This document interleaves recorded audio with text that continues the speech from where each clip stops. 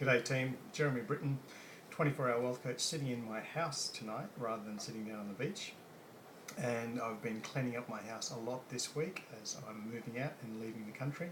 And what I want to do in this video is a number of things, just a little bit of reflection back on the last 10 years or so, and also looking at the importance of having a mentor, the importance of goal setting, and also giving a shout out to one of my first mentors, Jamie McIntyre. Now, I met Jamie on the 24th of February 2005. I know that date because I kept the bus ticket to claim on my tax when I was going to see this guy. Back then, Jamie gave me a copy of his book, What I Didn't Learn at School But Wish I Had. I knew Jamie was a technical kind of guy. He knew a lot about shares and property. And at the time I was financial planning. I was working for a major bank. I was working about 60 or 70 hours a week. I was making a lot of money. I didn't have any passive income, and I also didn't have any knowledge of the mindset. And when I met with Jamie, it was because I couldn't attend his seminar the night before. And I actually asked if I could meet him for a coffee, and he gave me 10 minutes, which was great. And he gave me a copy of his book. Now, for me, being left-brained, analytical financial planner, I just wanted to pick up some strategy, anything I could look at that would make me the next amount of money. And Jamie gave me his book, which I sort of haven't flicked through, and he also gave me some advice about how to develop the mindset.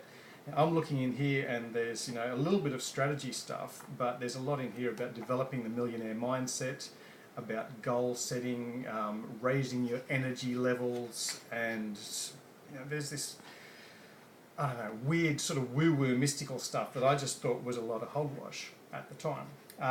But I did put down the goals, and this is back in 2005, February 2005. Again, I was working very, very hard in financial planning. It was about 4 months before I had a heart attack. I didn't know that was coming at that stage.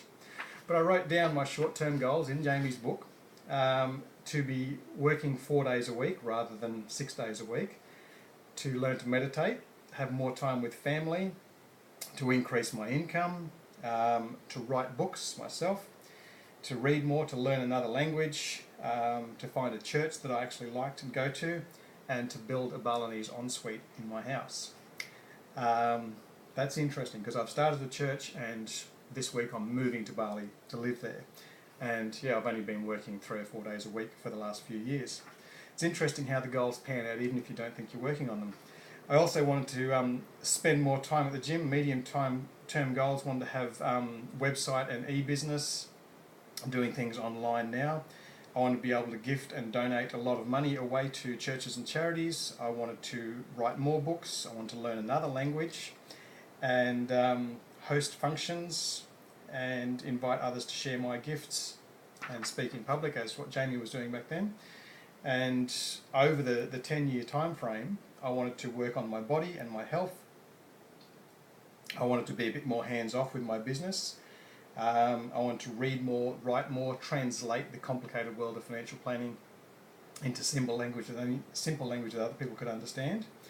I wanted to sponsor a network of churches and charities, and I wanted to have a foundation to educate and enrich the masses. Now, back in 2005, this was before the Bill and Melinda Gates Foundation even started, and before a lot of the super wealthy people started having foundations. I picked that up just a couple of days ago when I was cleaning my house, found this and went, wow, because I am moving to Bali. I have started a church, I have started a charity, and I've just started a foundation just in the last couple of weeks. So all of those things I wrote down in the book have actually come true. Power of goal setting and the power of having a mentor. Jamie has pulled me out of my left brain into my right mind. Anybody who's looking for the book, by the way, now it actually looks very different. Big picture of Jamie and his Ferrari F560 Spider, or some sort of Ferrari on the front. So if you're looking for that, it's actually been expanded and updated. It's a good book now. But I wrote my book. There you go. After, I think it was about 6 months or 12 months after meeting Jamie, I published my book.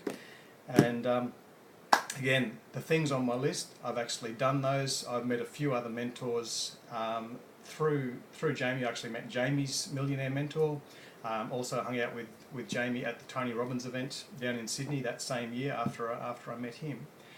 And again, really expanded my mind, worked on my goals. For those people who are left-brained, write your goals down. For those people who are more right-minded, Get yourself one of these vision boardy things. That's mine from several years ago when I wanted to have the MX5 and when I wanted to travel to Bali and have a lot more sex. I've done all of that. This is another vision board that I created a few years later after I'd been to Bali and I still wanted an MX5 and a Tesla and having more money and more sex and that sort of stuff. And this is one I created just 2 years ago, and looking at being a benevolent billionaire, giving away a lot of money, going back to Bali, having some more children, and all sorts of stuff. I did have a picture of a leopard on this as well, and I managed to get myself a Bengal cat. As I say, I'm moving to Bali, and most of these goals, most of these things have actually come true, done, worked out, and not in the way that you think. So very important, have a mentor, have some goals, write them down, draw some pictures, and thank you, Jamie, for 10 years ago changing my life, broadening my horizons, and putting me in touch with other people who can support and enrich my life in many, many ways. Thank you.